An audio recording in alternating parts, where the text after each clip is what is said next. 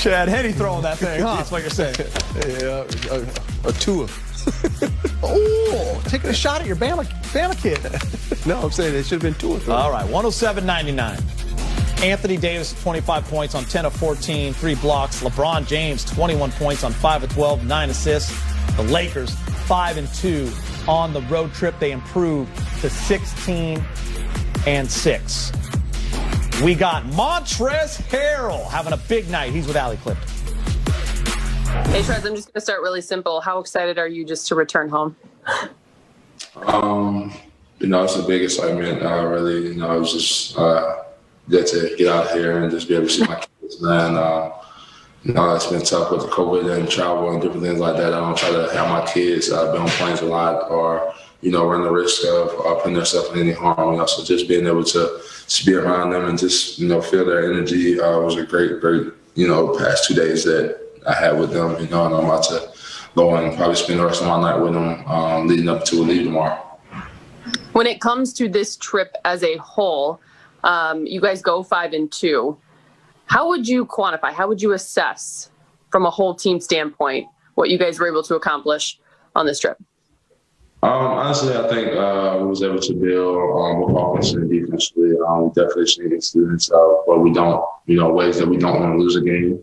We lost 2 close games, and we just basically saw ways that we can lose a game, and put ourselves in a position to have calls go either way, and then it's a fight all the way to the end. And then at the same time, we've seen instances where we have a chance to be really, really good, really great, I think so.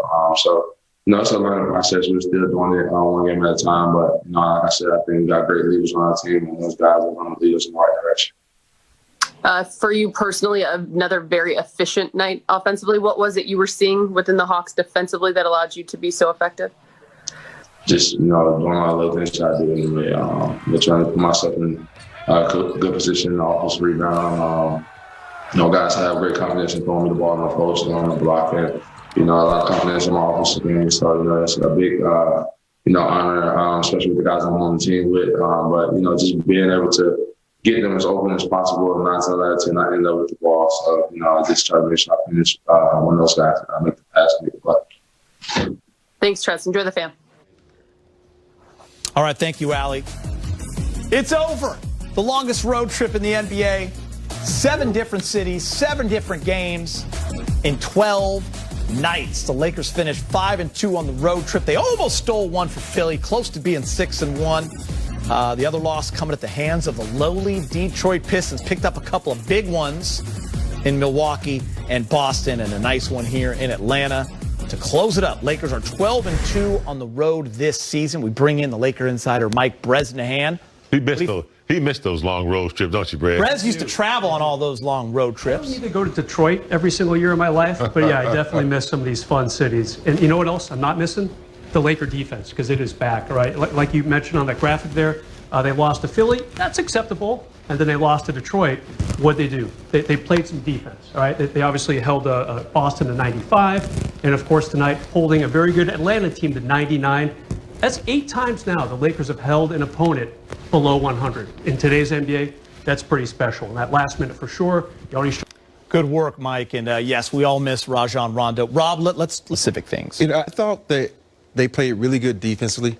They kind of shut down the paint, even though Capella got some points in that. Like James said earlier, the last game is always the hardest game.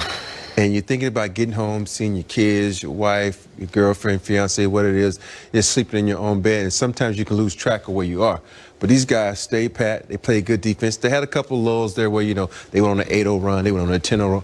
But the thing is, they won the game. They hunkered down, and they played really good and got the dub.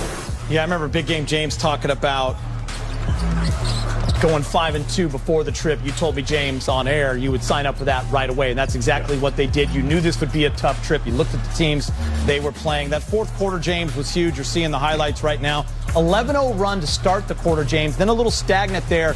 Hawks went on a big run, but the Lakers closed on a 9-0 run, and the 2 superstars, big down the stretch. LeBron scoring the last 9 points. And championship teams can do that. They had a lead, and they thought Atlanta was going to go away. They started thinking about getting on the plane, going home.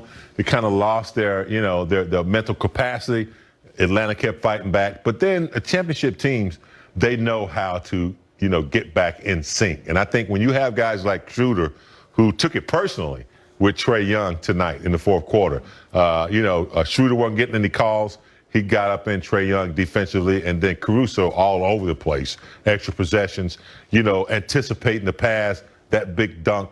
That's what they do. They're very active. And then Trez, you know, he's always bringing the energy. So they did what they had to do in the fourth quarter to close it out. And then the King, that's why he's called the King.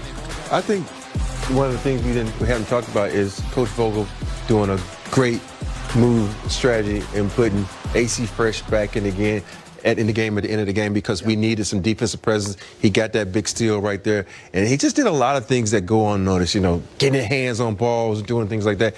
And let's give the coaching staff a clap. He drew that charge too. He did a lot of good things. Yeah. So. I'm glad you guys brought up Alex Caruso.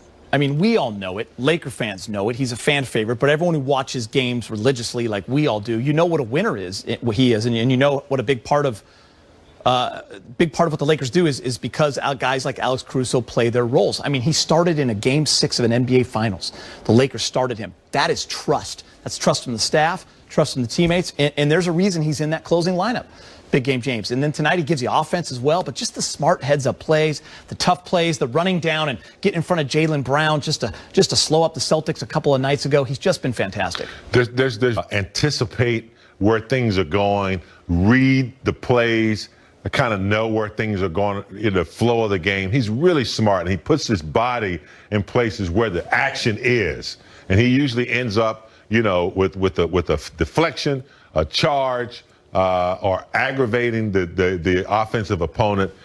He's a nightmare, you know, and I don't think opponents like to see him. He's just really disruptive, and he's always got his head and nose on the ball in the game, coming up with huge plays. I mean, that stepping in there and that steal he had, and then that extra possession. We've seen that on this road trip at least 2 or 3 times where he's tipped it out and got big possessions. Those are huge plays. But I also want to point out, you kind of mentioned it earlier, you always talk about a helpful assist. He saw where LeBron was complaining about a call he didn't get. He runs down and see the big not paying attention. He steps in front of him and draws that charge. Mm-hmm. That's huge because LeBron's not back.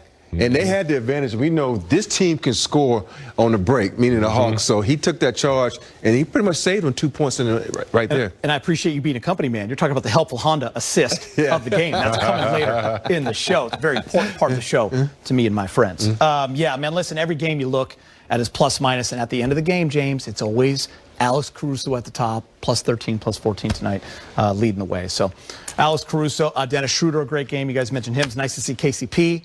Got off the schneid, as they say. Yes. Hit a few threes. Even Kuz had a couple great plays defensively. I think that's why LeBron was slow to score early. He was making sure other people were getting involved. He tried to get Pope involved. He tried to get Marc Gasol. He was looking for guys. And then at the end, he did what he had to do. All right, guys.